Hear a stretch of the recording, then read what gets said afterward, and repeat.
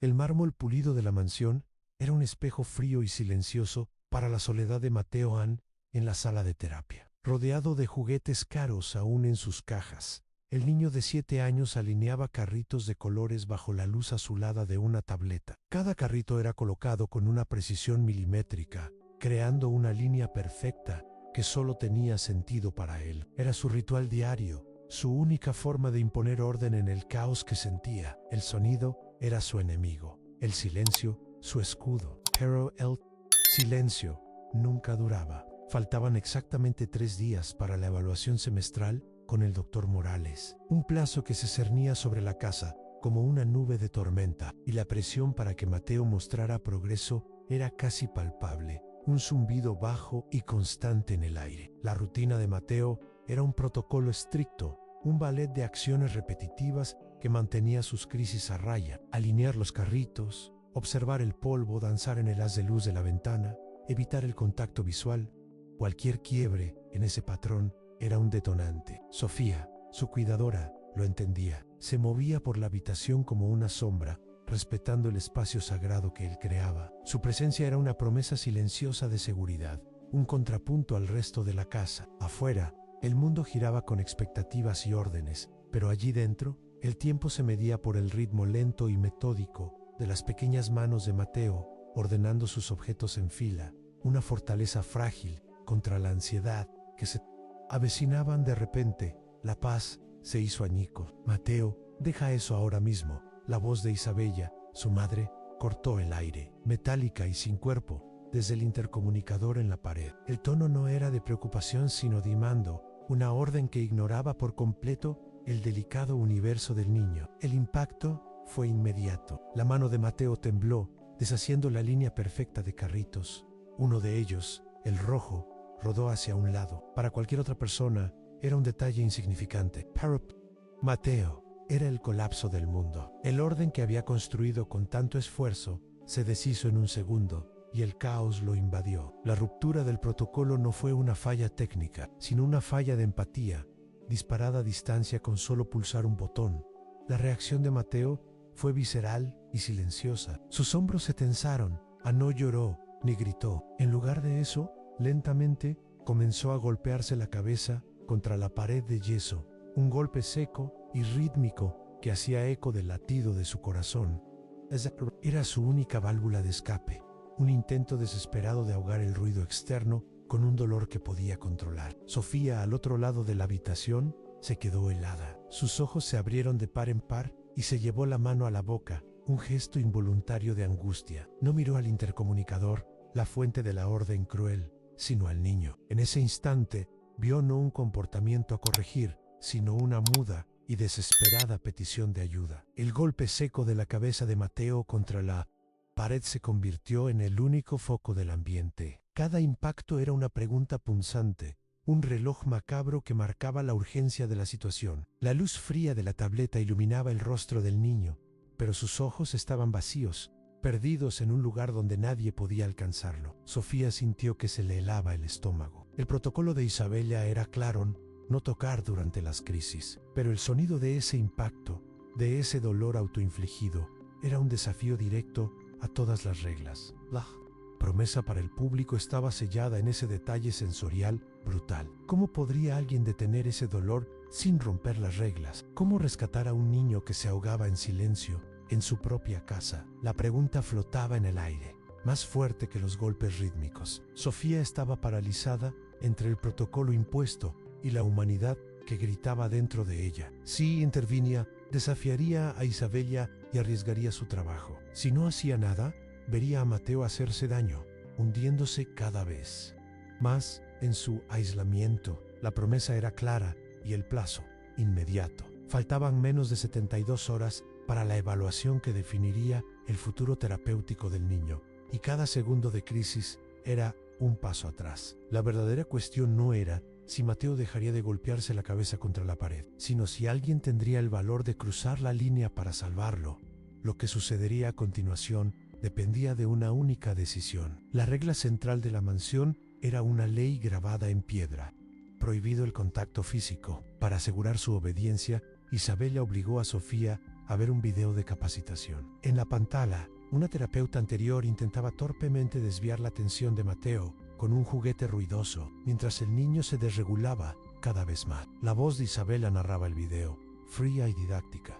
El contacto físico genera dependencia y regresión. El progreso exige límites claros, decía. El doctor Morales es inflexible en este punto, y su evaluación en 2 días lo determinará to do.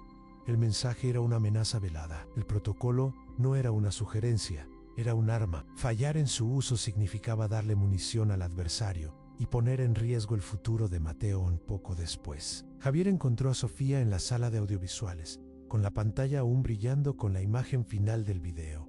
Parecía incómodo, con las manos en los bolsillos. Isabella solo quiere lo mejor para él, dijo en voz baja, casi como una disculpa. Ella realmente cree que este es el único camino. El doctor Morales puede ser intimidante. Sus informes son decisivos. No la defendía, solo explicaba el sistema del que él mismo era prisionero. Sofía asintió en silencio, pero apretó la mandíbula. El eco de los pasos de una empleada en el pasillo de mármol sonó como el clic de una cerradura, reforzando la frialdad y las reglas de aquella casa fortaleza. En su pequeña habitación en la parte trasera de la casa, la vulnerabilidad de Sofía era palpable. El espacio era simple, casi monástico, en marcado contraste con la opulencia de la mansión. Sobre la cómoda, un portarretratos desgastado contenía la foto de una joven sonriente, una imagen que Sofía miraba todas las noches antes de dormir. Esa conexión silenciosa era el combustible de su empatía. El origen de su dedicación a Mateo en su móvil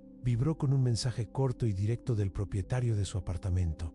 El alquiler estaba atrasado. De repente, el riesgo de perder ese trabajo se volvió concreto. Una cuestión de supervivencia. No estaba allí solo por un propósito. Estaba luchando por un techo sobre su cabeza. Mientras tanto, en el despacho principal, el poder de Isabella estaba en plena exhibición. Mantenía una videollamada, orquestando un baile benéfico con una precisión quirúrgica. La perfección no es una opción, es el estándar, le dijo al organizador del evento, con una sonrisa encantadora que no le llegaba a los ojos. Gesticulaba hacia la ventana, pero no miraba el paisaje. Veía solo su propio reflejo en el cristal impecable. Junto al ordenador, un monitor mostraba la transmisión en directo de la habitación de Mateo. Ann controlaba todos los mundos simultáneamente, el social, el doméstico y el personal, asegurándose de que cada pieza se moviera según su voluntad, manteniendo la fachada de una vida perfecta. Javier intentaba conectar con su hijo,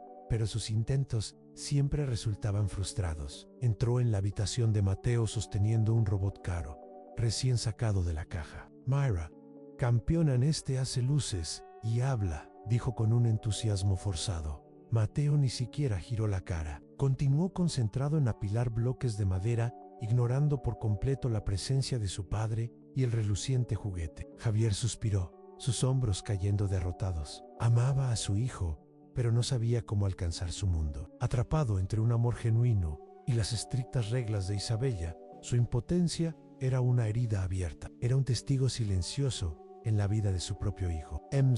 Sofía consiguió una pequeña victoria, un avance sutil que nadie más notaría. Observó que Mateo, en lugar de mirar los juguetes, estaba hipnotizado por el reflejo de la luz del sol en su barato reloj de pulsera de metal. En silencio, se quitó el reloj y lo colocó en el suelo, cerca de él. Mateo detuvo lo que estaba haciendo, estiró la mano, vacilante, y cogió el objeto. En lugar de lanzarlo, lo giró una y otra vez, sintiendo el metal frío, observando la luz danzar en su superficie. Su respiración, antes agitada, se volvió tranquila y regular. Un zumbido suave, casi inaudible, de satisfacción escapó de sus labios. Fue un momento de pura conexión, nacido de la observación, no de la imposición. Inmediatamente, Sofía tomó su pequeño cuaderno de tapa gastada, el objeto que nunca la abandonaba. Con un bolígrafo, anotó rápidamente: reacciona a la luz en metal, sonido de la manecilla calma.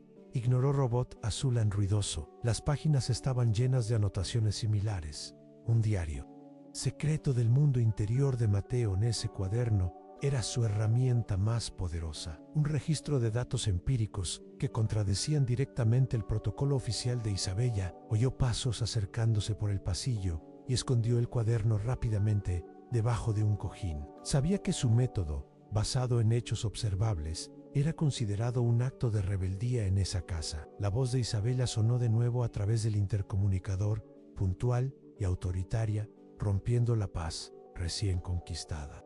Sofía, es la hora del medicamento de la tarde. Registra la hora exacta en que lo tome. El doctor Morales querrá ver el registro completo. El mensaje era un recordatorio de la vigilancia constante y de la batalla que se avecinaba. La evaluación era el campo de pruebas, y cada acción estaba siendo registrada como evidencia. Sofía miró a Mateo, que todavía sostenía su reloj con una calma inédita. La elección ante ella era brutalmente clara: a seguir el protocolo que lo hería o confiar en sus observaciones que lo sanaban. La crisis estalló sin previo aviso. El ruido agudo de una licuadora desde la cocina atravesó las paredes de la mansión, rompiendo el frágil silencio del cuarto de terapia.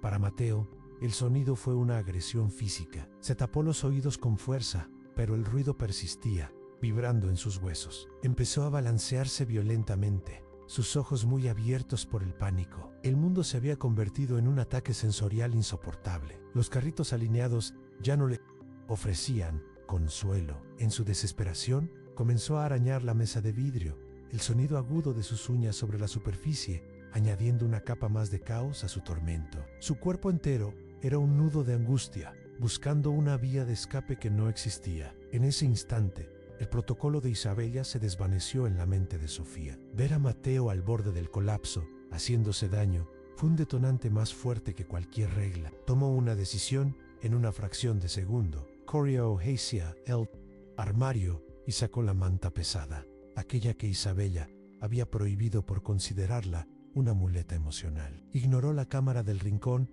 y el intercomunicador en la pared. Se arrodilló junto a Mateo, sin decir una palabra, y lo envolvió con firmeza en la manta. El peso lo ancló, dándole una referencia física en medio del torbellino sensorial. Entonces empezó a cantar. Era una nana antigua y suave, una melodía simple que su propia abuela le cantaba.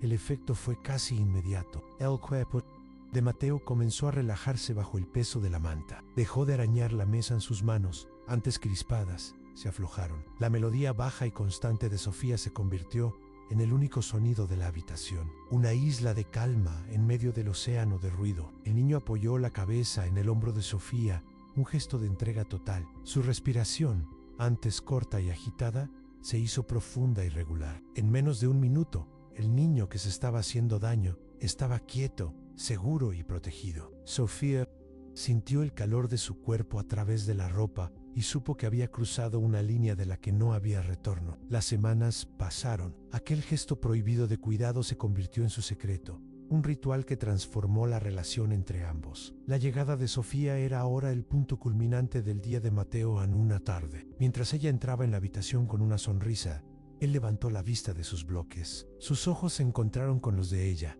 un contacto visual claro y sostenido que antes era impensable. Él la miró fijamente, con una intensidad que paralizó a Sofía. Sus labios, que rara vez formaban palabras, se movieron, y entonces, con una voz suave pero inequívoca, pronunció su primera palabra. Mamá. La palabra flotó en el aire, cargada de un significado que ninguno de los dos comprendía del todo.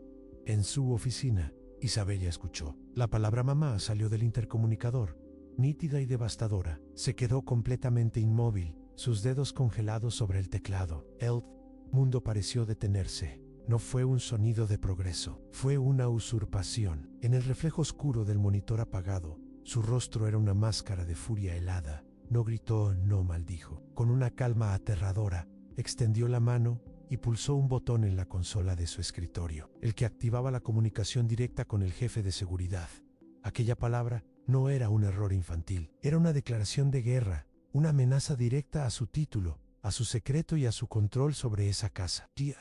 Minutos después, Sofía fue convocada al vestíbulo principal. El jefe de seguridad la esperaba, con una expresión impenetrable. Sus servicios ya no son requeridos. Por favor, recoja sus pertenencias personales. Será escoltada fuera de la propiedad, dijo. Su voz monótona y oficial. No hubo explicación. No hubo discusión. Era una orden ejecutada con la eficiencia de una máquina. Mientras la escoltaban hacia la salida, Sofía vio a Mateo a través de la gran ventana del salón. Su carita apretada contra el cristal, sus ojos llenos de una confusión que le partió el alma. Esa imagen selló su compromiso. Esto no era el final. Era el comienzo de una lucha por el niño al que acababa de perder. El nuevo terapeuta, el doctor Aguirre, era la encarnación del protocolo de Isabella. Entró en la habitación con un cronómetro en la mano y una carpeta bajo el brazo, su expresión carente de cualquier calidez. Su primera acción fue retirar la manta pesada del armario, declarándola un refuerzo. Luego, colocó 3 bloques de plástico frente a Mateo y ordenó con voz monótona: apila los bloques. Azul, sobre rojo rojo, sabra verde. Mateo, que había estado meciéndose suavemente, se quedó inmóvil. El cambio abrupto, la voz imperativa y la ausencia de Sofía crearon un vacío insoportable. Su respuesta fue encogerse, retirándose aún más dentro de sí mismo. La primera sesión fue un ejercicio de desconexión. Isabella le presentó el nuevo régimen a Javier como el único método con validación científica. Utilizó un torrente de jerga técnica que había memorizado. El doctor Aguirre utiliza un enfoque de análisis conductual aplicado a ABA con ensayos discretos. No se basa en sentimentalismos, sino en datos cuantificables. Los informes del doctor Morales se basan en esto. Javier no en abrazos. Su tono era condescendiente, diseñado para hacer que las preocupaciones de Javier parecieran ingenuas y emocionalmente sesgadas. Cada palabra era un ladrillo más en el muro que estaba construyendo alrededor de Mateo, un muro hecho de reglas rígidas y una autoridad incuestionable que asfixiaba cualquier objeción. La segunda sesión fue peor. El doctor Aguirre intentó guiar físicamente la mano de Mateo para que apilara los bloques. El contacto fue impersonal, mecánico, y para Mateo fue una violación. El niño retiró la mano bruscamente y comenzó a emitir un zumbido agudo y penetrante, un sonido que usaba para bloquear el mundo exterior. Empezó a balancearse con más fuerza, sus ojos fijos en un punto inexistente en la pared. El doctor Aguirre no intentó calmarlo. En su lugar, sacó su bolígrafo e hizo una anotación en su carpeta. Sujeto muestra conductas de evitación y no cumplimiento, resistencia a la instrucción táctil. Su informe no registraría la causa, solo el efecto observable y negativo. Esa noche, Isabella le mostró a Javier la evidencia. La carpeta del doctor Aguirre estaba abierta sobre la mesa de caoba. Mira, dijo ella, señalando la anotación en resistencia. Number cumplimiento.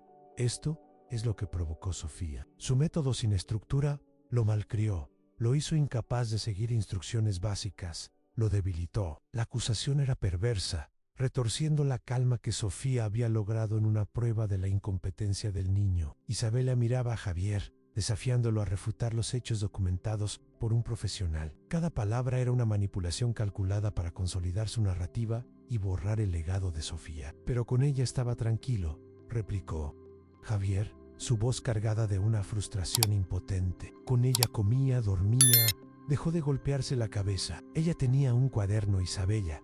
Anotaba todo lo que funcionaba, las luces, los sonidos. Se detuvo, dándose cuenta de lo débil que sonaba su argumento frente a la carpeta oficial de Aguirre. Isabella soltó una risa seca y condescendiente. ¿Un cuaderno? Por favor. Javier, eso no es ciencia. Son anécdotas de una niñera. Necesitamos datos, no un diario personal. El futuro de Mateo, no, puede depender de los caprichos de una empleada sin credenciales.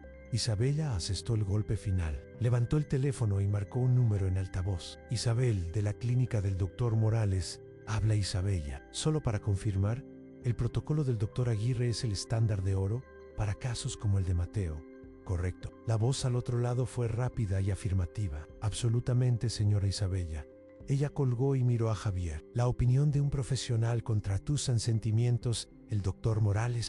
Confía en Aguirre. La discusión ha terminado. Con esa jugada, invalidó por completo las observaciones de Javier, dejándolo aislado y sin poder, un mero espectador preocupado en su propia casa, mientras su hijo se desvanecía. La consecuencia fue una regresión devastadora. En los días siguientes, Mateo dejó de comer por completo. Pasaba horas sentado frente a la gran ventana del salón, mirando el jardín sin verlo, completamente inerte. La luz del sol bañaba su rostro, pero sus ojos estaban opacos, vacíos. El doctor Aguirre lo documentó fríamente como una fase de ajuste transitoria. Javier observaba a su hijo desaparecer detrás de un velo de silencio, un fantasma en su propia vida. Fue entonces cuando su teléfono vibró. Era una notificación, un enlace a un conocido blog de cotilleos. El titular era un puñal, la cuidadora ángel o una depredadora de millonarios. El artículo era un trabajo de demolición profesional. Pintaba a Sofía como una intrusa calculadora que se había aprovechado de un niño indefenso y su afligida madre. El texto estaba salpicado de frases como apego poco profesional y manipulación emocional. La pieza central era una foto robada, probablemente de las redes sociales de un amigo de Sofía, donde ella aparecía sonriendo mientras Mateo la abrazaba. Fuera de contexto, el gesto de afecto genuino se transformaba en algo siniestro, una prueba de su supuesta extralimitación. La narrativa de Isabella ahora tenía una plataforma pública diseñada para envenenar la reputación de Sofía sin posibilidad de defensa. Javier leyó el artículo y sintió náuseas. Supo de inmediato que era obra de Isabella. Marcó el número de su hermana, su voz un susurro furioso para no ser escuchado. ¿Lo has visto? Es todo mentira. Isabella lo ha inventado todo. Sofía era la única que podía llegar a él, y ahora la está crucificando en público para justificar su despido. Se desahogó, su frustración brotando en una llamada privada. Sabía la verdad, pero su defensa era un grito en el vacío, confinado a los muros de su propia impotencia, mientras la mentira se extendía por el mundo digital. La onda expansiva llegó a la clínica del doctor Morales en su secretaria. Una mujer normalmente afable había visto el artículo compartido en un grupo de padres. Cuando Javier llamó más tarde, desesperado por la regresión de Mateo, el tono de ella había cambiado.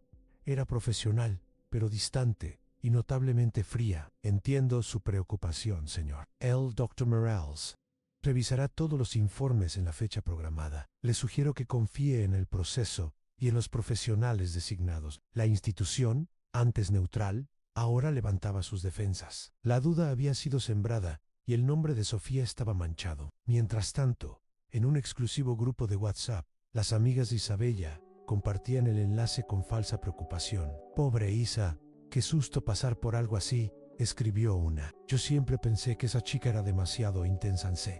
Notaba, añadió otra, reescribiendo el pasado para encajar en la nueva narrativa. Menos mal que te diste cuenta a tiempo, tecleó una tercera. El cotilleo no solo apoyaba a Isabella, sino que reforzaba su imagen de madre vigilante y protectora, una víctima que había salvado heroicamente a su hijo de las garras de una empleada aprovechadora. Javier finalmente se enfrentó a Isabella, mostrándole el teléfono con el artículo. ¿Cómo has podido hacer esto? Estás destruyendo a una persona inocente, exclamó, su voz temblando de rabia. Isabella ni se inmutó, tomó un sorbo de su té de hierbas y lo miró con una calma glacial. Estoy protegiendo a mi familia, Javier. La gente necesitaba saber la verdad sobre ella. A veces, la verdad es incómoda. Su respuesta era una obra maestra de la manipulación, presentando sus mentiras como hechos dolorosos pero necesarios, y a ella misma como la guardiana de una moralidad superior. Isabella no había terminado. Unas horas después, una actualización apareció en el mismo blog. Fuentes cercanas a la familia revelan un detalle escalofriante. La cuidadora se hacía llamar mamá por el niño, en un aparente intento de suplantar a la verdadera madre. La palabra suplantar era un veneno de acción rápida. Transformaba a Sofía de una figura de afecto a una usurpadora psicológica, una amenaza directa a la identidad familiar. El ataque ya no era sobre su profesionalismo, sino sobre su integridad moral. Un golpe mucho más bajo y mucho más difícil de refutar. El nuevo ataque alcanzó su objetivo. El abogado personal de Javier lo llamó con urgencia. Javier, he visto las noticias, esto se está poniendo feo. Mi consejo profesional es que te distancies públicamente de esta ex empleada. Si esto escala, podría haber implicaciones legales para ti y tu familia por negligencia en la contratación. No te arriesgues. La presión social ahora lo estaba acorralando legalmente. Apoyar a Sofía ya no era solo una cuestión de conciencia. Se había convertido en un riesgo para su propia reputación y seguridad jurídica, dejándolo completamente aislado. El correo electrónico llegó con la frialdad de una sentencia. Un email oficial de la clínica del Dr. Morales, con el logo de la institución en el encabezado, confirmaba la cita de evaluación para el día siguiente a las 9 de la mañana en punto. El asunto IRA, evaluación de protocolo y estado del paciente Mateo. El cuerpo del texto detallaba la agenda A1 en revisión del informe, metodología del Dr. Aguirre 2, observación conductual del paciente. 3. discusión de los próximos pasos. No había espacio para el debate. El cerco burocrático se había cerrado, transformando una evaluación de progreso en un juicio. Isabella se preparó para la batalla como un abogado preparando un caso. Se sentó en su despacho durante horas, frente a múltiples pantallas que mostraban las grabaciones de seguridad. Con una precisión quirúrgica, recortó los videos, eliminó los minutos de angustia de Mateo previos a las crisis, dejando solo las imágenes de Sofía envolviéndolo en la manta o sosteniendo su mano. Aislados de su contexto, sus gestos de cuidado parecían agresivos. Una imposición física. Compiló todo en una carpeta de cuero, los videos editados en una memoria USB, los informes negativos de Aguirre y copias impresas del artículo del blog. Era un arsenal de verdades a medias. Javier sintió una oleada de pánico. El cuaderno de Sofía era la única prueba que tenía de la verdad. Subió corriendo a la habitación de invitados que ella había ocupado, ahora estéril y vacía. Buscó debajo de la cama, en los cajones, detrás de las cortinas. No había nada. Recordó el número de emergencia que ella le había dado. Marcó la llamada, fue directamente al buzón de voz. Sofía, soy Javier. Por favor, llámame. Es urgente, te necesito. Colgó, sintiendo el peso de la derrota. Estaba desarmado, atrapado en una red de mentiras bien documentadas, sin una sola prueba para defender la verdad.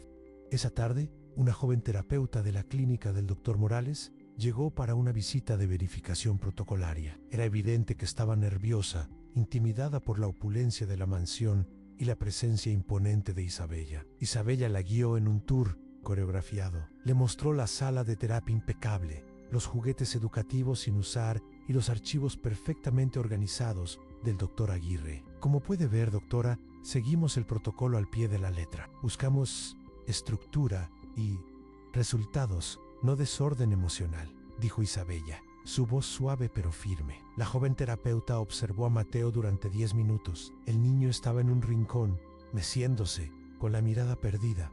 No reaccionó cuando la terapeuta intentó hablarle. En su informe, ella escribió lo que vio, filtrado por la narrativa que Isabella le había presentado. Paciente apático, desconectado de su entorno, muestra resistencia a la interacción social y al protocolo estructurado. Su observación era objetivamente correcta, pero contextualmente ciega, una pieza más en el rompecabezas manipulado de Isabella, que ahora llevaba el sello de una observadora externa. Isabella aprovechó la oportunidad para plantar otra semilla de duda. Con una expresión de falsa preocupación, le dijo a la joven terapeuta: hemos solicitado formalmente a la anterior cuidadora sus credenciales y sus notas de progreso, pero no hemos recibido respuesta alguna. Nos preocupa que no existan, que todo su método fuera improvisado y sin base profesional. La acusación quedó registrada en el informe preliminar de la visita, una nota al pie que ponía en duda no solo las acciones de Sofía, sino su propia existencia como profesional cualificada. Sintiéndose acorralado,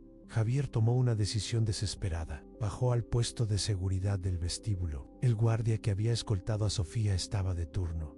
Javier se le acercó, su voz baja y urgente. Necesito un favor, un gran favor, dijo, deslizando un sobre grueso sobre el mostrador. Necesito la grabación de seguridad completa sin editar del día en que la despidieron. Del pasillo, de la sala, todo sin cortes. El guardia miró el sobre, luego a Javier, su lealtad dividida entre el miedo a Isabella y la tentación de una recompensa que cambiaría su vida. Una hora después, el teléfono de Javier sonó. Era un número desconocido. Contestó con vacilación. Javier, habla el doctor Morales. La voz del médico era grave y directa, sin preámbulos. Hilairo, el informe preliminar de mi colega y he visto las noticias. Francamente, estoy preocupado. La situación es irregular. Para garantizar una evaluación imparcial, el encuentro de mañana será en mi clínica, en una sala de observación neutral, y he decidido que es imperativo escuchar a ambas partes. Por favor, localice a la señorita Sofía y asegúrese de que asista. Su presencia es indispensable. Javier condujo frenéticamente por las calles de la ciudad, una carrera contra el reloj. Finalmente, encontró a Sofía. Estaba trabajando en el comedor de una pequeña ONG, sirviendo sopa a gente sin hogar. Se veía cansada, pero su rostro se iluminó con una mezcla de sorpresa y alivio al verlo. Él le explicó la situación en frases cortas y urgentes, la regresión de Mateo, la evaluación en la clínica, la manipulación de Isabella. El doctor Morales quiere que estés allí, Sofía. Eres la única que puede demostrar la verdad. Los ojos de Sofía se llenaron de determinación. No era solo por su carrera. Era por Mateo. Necesito mi cuaderno, dijo ella con firmeza. Y la manta pesada. Javier arregló el encuentro en el jardín de la mansión. Era un riesgo enorme, una traición directa a Isabella, pero al ver el estado catatónico de su hijo esa mañana, supo que no tenía otra opción. Sofía llegó por una entrada de servicio, con el corazón latiéndole con fuerza en el pecho. Mateo estaba sentado en el césped, ausente, meciéndose rítmicamente. Cuando vio a Sofía, su balanceo se detuvo. Sus ojos, antes vacíos, mostraron un destello de reconocimiento. Un susurro casi inaudible escapó de sus labios Anfía. Javier, que observaba desde la terraza con el corazón en un puño, sintió una oleada de esperanza. Sofía se arrodilló a una distancia respetuosa, tal como lo hacía antes. No se apresuró. Simplemente desplegó la manta pesada en el césped y comenzó a cantar suavemente la nana. La melodía familiar flotó en el aire, una invitación silenciosa. Javier observaba,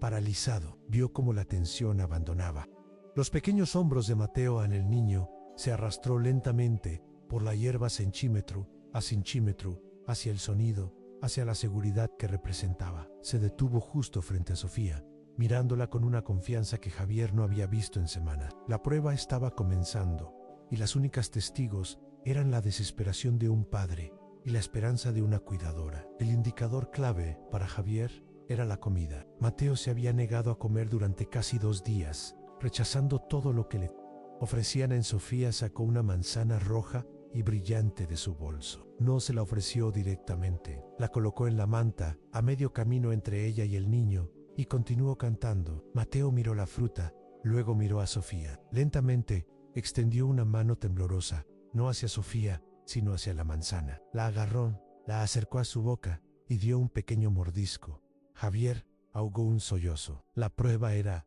irrefutable. La conexión, y no el protocolo, era la llave que abría el mundo de su hijo. Sofía Ranch sacó su cuaderno gastado y se lo mostró a Javier desde la distancia.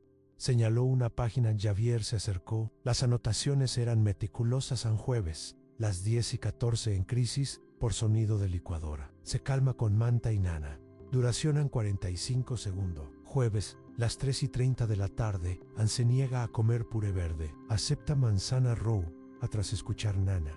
No eran anécdotas, eran datos. Eran registros empíricos, observaciones conductuales precisas que demostraban un patrón claro.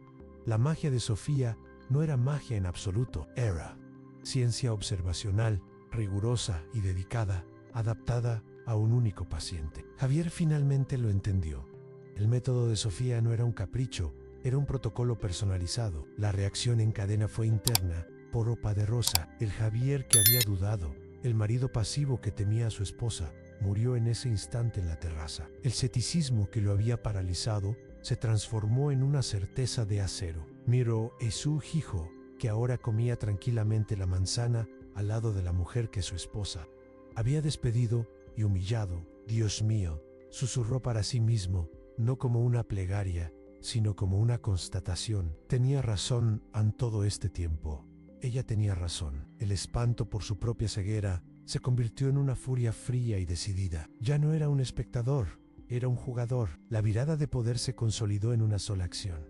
Javier sacó su teléfono y comenzó a grabar. No grabó a Sofía ni a Mateo, apuntó la cámara a su propio rostro. Soy Javier, el padre de Mateo. A mi hijo no ha comido en 48 horas bajo el protocolo del doctor Aguirre.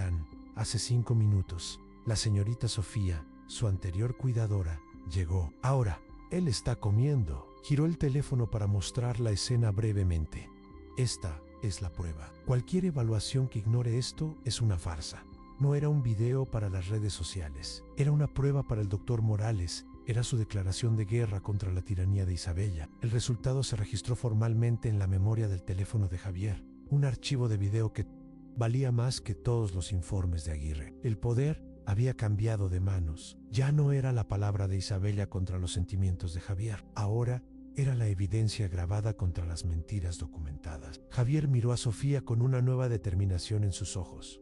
Mañana, en la clínica, no estarás sola. Lucharé contigo. Le entregó la memoria USB que le había dado el guardia de seguridad. Y tenemos esto, a la verdad completa. La alianza estaba forjada. La batalla por Mateo estaba a punto de volverse pública. Acaban de presenciar una victoria crucial. El amor y la observación vencieron al protocolo frío. Sofía ha demostrado su valía y Javier finalmente ha encontrado el coraje para luchar. Uno pensaría que con esta prueba irrefutable, el juego ha terminado, pero aquí es donde la historia da un giro cruel. La victoria de Sofía en el jardín, ese momento de pura conexión, acaba de darle a Isabella, sin quererlo, su arma más poderosa. La prueba que convenció a Javier es la misma, que puede destruir a Sofía por completo ante un tribunal. La pregunta ya no es si pueden demostrar que el método de Sofía funciona, sino podrán sobrevivir a las consecuencias de haberlo demostrado. La sala de reuniones de la clínica del Dr. Morales era estéril y silenciosa, un escenario perfecto para un juicio. A un lado de la mesa, Isabella y el Dr. Aguirre, con su carpeta de evidencias cuidadosamente dispuesta. Al otro, Sofía y Javier, que parecían visiblemente en desventaja. El Dr. Morales se sentó a la cabecera, su rostro una máscara de neutralidad profesional. Gracias a todos por venir, comenzó, su voz grave resonando en la sala. Estamos aquí para revisar el caso de Mateo y determinar el mejor camino a seguir. Señora Isabella, tiene la palabra. Isabella se inclinó hacia adelante, su actuación comenzando. Con voz temblorosa de falsa angustia, describió sus preocupaciones sobre el apego no saludable fomentado por Sofía. Como acto de apertura, Isabella proyectó en la gran pantalla de la pared uno de sus videos editados. La imagen mostraba a Sofía envolviendo a Mateo en la manta pesada. Sin el contexto del ruido ensordecedor de la licuadora, el acto parecía una restricción forzada. Como pueden ver, Dello Isabella, su voz cargada de indignación controlada, el halo inmovilizaba. Ignoraba su angustia.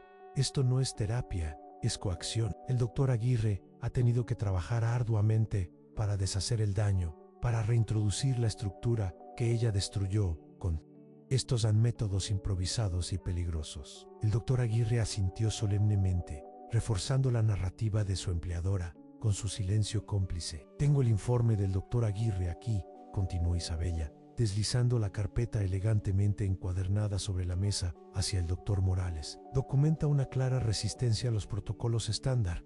Después de la partida de la señorita Sofía Nell, niño se niega a cooperar. Se aísla. Esto es un síntoma del condicionamiento dependiente que ella creó. Luego, jugó su carta mediática. Y por supuesto, está la preocupante campaña pública que ella ha orquestado para desacreditarme, dijo, colocando una copia impresa del artículo del blog sobre la mesa, como si fuera una víctima. La lógica era circular y perversa.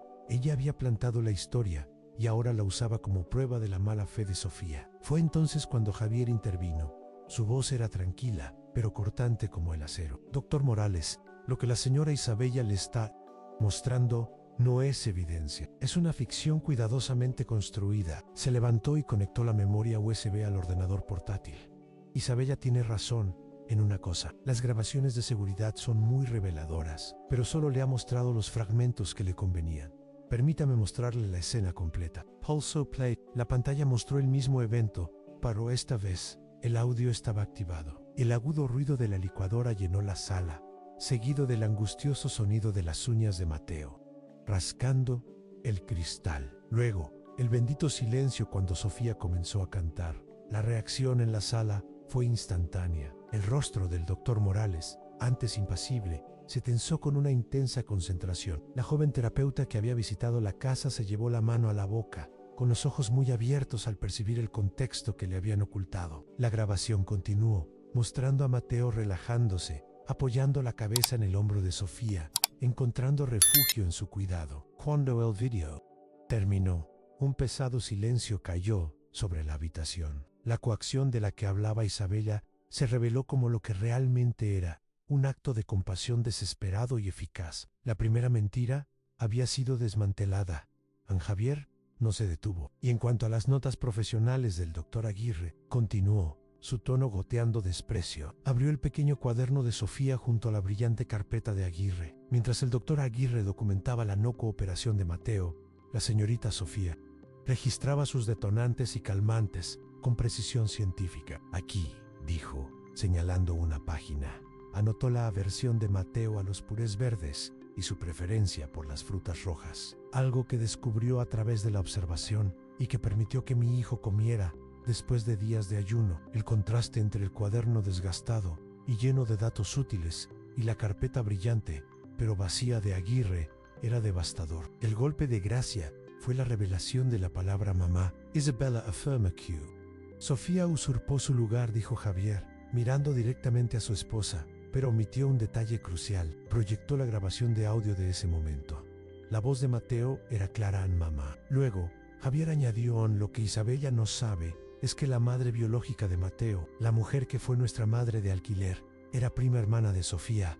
Murió poco después del parto. Sofía nunca lo supo. Un jadeo colectivo recorrió la sala. Esa palabra no fue una usurpación, fue un eco, un recuerdo genético, una conexión que ni la propia Sofía entendía, pero que sentía intuitivamente. La compostura de Isabella se hizo añicos. Su rostro, antes una máscara de control, se contrajo en una mueca de pánico y furia. Esto es ridículo, es una conspiración. Está mintiendo para proteger a su amante, gritó, perdiendo por completo el control. La acusación, tan vulgar y desesperada, fue el último clavo en su ataúd. El doctor Morales la miró, no con ira, sino con una fría decepción profesional. El desmantelamiento estaba completo. Su autoridad, construida sobre un andamio de mentiras, se había derrumbado bajo el peso de la verdad observable. La consecuencia formal estaba implícita en el silencio del médico. En su credibilidad como guardiana del bienestar de Mateo había terminado. El doctor Morales levantó una mano para detener la diatriba de Isabella. Suficiente, dijo. Su voz tranquila pero con una autoridad inquebrantable. Se giró hacia Sofía y Javier. La evidencia anecdótica y las grabaciones son convincentes, pero como institución necesitamos una prueba empírica bajo condiciones controladas. Sus ojos se movieron hacia la ventana de la sala, que en realidad era un espejo unidireccional. Detrás de este cristal está nuestra sala de observación principal. Mateo está allí ahora con una de mis colegas. Propondremos una prueba final, una validación en tiempo real. Será decisiva. El aire se llenó de una tensión palpable. La batalla final no se libraría con palabras, sino con acciones. La sala de observación era minimalista y estaba diseñada para ser un entorno neutro. A través del espejo podían ver a Mateo en un rincón, meciéndose de un lado a otro. La terapeuta presente intentaba interesarlo en un rompecabezas, pero él estaba completamente ausente, perdido en su propio mundo de angustia. De repente, un sonido agudo y programado, similar al de la licuadora, fue emitido por los altavoces de la sala. La reacción de Mateo fue inmediata y violenta. Comenzó a gritar, un sonido agudo y sin palabras, y se tapó los oídos con desesperación. La crisis, inducida artificialmente, había comenzado. Señora Isabella, por favor, intervenga, ordenó el doctor Morales. Aplique el protocolo que usted defiende. Isabella, pálida pero aún desafiante, entró en la sala de observación. Se acercó a Mateo con un bloque de plástico en la mano, su rostro una máscara de determinación forzada. Mateo, mírame. Bloque rojo, dijo, su voz tensa y antinatural. Su presencia y su intento de imponer una tarea estructurada solo echaron leña al fuego. La crisis de Mateo se intensificó. Comenzó a golpearse las piernas con los puños, sus gritos convirtiéndose en sollozos desgarradores. El protocolo no solo estaba fallando, estaba causando más daño. Basta, dijo el doctor Morales a través del intercomunicador. Isabella se retiró, humillada. Señorita Sofía, es su turno. Sofía respiró hondo y entró en la sala. No miró a Mateo de inmediato. Primero, caminó hacia un rincón y recogió la manta pesada que había pedido que llevaran allí. Se acercó lentamente, sin decir una palabra, y la dejó en el suelo. Luego se sentó a una distancia respetuosa y comenzó a cantar la canción de cuna. No hizo nada más. Simplemente ofreció un ancla de calma y seguridad en medio de la tormenta sensorial. La decisión de alto coste era evidente. Estaba apostando toda su carrera y el futuro de Mateo a la confianza, no al control. La validación externa fue inequívoca. El equipo médico detrás del espejo observaba fascinado. Vieron cómo los gritos de Mateo disminuían hasta convertirse en gemidos. Vieron cómo dejaba de golpearse. Vieron cómo, lentamente, se arrastraba hacia la manta y se envolvía en ella. El cambio fue asombroso. En menos de 3 minutos, el niño en plena crisis estaba tranquilo. Pero el momento culminante aún estaba por llegar. Mateo levantó la mirada hacia Sofía, se arrastró hasta ella, la abrazó con fuerza por la cintura y con una claridad que silenció a todos los presentes. Dijo 2 palabras en Sofía, quédate. El resultado fue inmediato e irrefutable. Detrás del espejo, la joven terapeuta que había dudado de Sofía ahora tenía lágrimas en los ojos. El doctor Aguirre miraba al suelo, su método y su reputación hechos jirones. El doctor Morales apagó el micrófono y se giró hacia Javier e Isabella. Su veredicto fue silencioso pero definitivo. Asintió lentamente hacia Javier, una transferencia formal de autoridad. Luego miró a Isabella y en su mirada no había condena, solo la fría constatación de un hecho clínico. En su enfoque había fracasado. La batalla había terminado. La prueba viviente, el propio Mateo, había elegido a su guardiana. Acabamos de ver cómo una verdad, cuando es genuina, encuentra una manera de manifestarse, incluso sin palabras. Vimos a un niño validar a su cuidadora de la forma más poderosa posible. La historia de Sofía trata sobre el poder de la conexión humana por encima de los protocolos rígidos, pero su lucha resuena a un nivel más profundo. ¿Cuántas veces nos han dicho que sigamos las reglas, incluso cuando nuestro instinto nos grita que hay una manera mejor? ¿Cuántas veces el método correcto nos ha hecho sentir más solos? Queremos escucharte. ¿Alguna vez has tenido que luchar por una verdad que solo tú podías ver? Comparte tu historia en los comentarios. Tras la aplastante evidencia en la sala de observación, el doctor Morales tomó el control. En una reunión privada, solo con Javier e Isabella, fue directo. Los resultados son concluyentes. El bienestar de Mateo requiere un cambio inmediato de enfoque. Con el apoyo de Javier, se elaboró un nuevo plan de cuidados. Sofía fue recontratada, no como una simple cuidadora, sino como coordinadora terapéutica principal, con plena autoridad para diseñar e implementar el programa de Mateo.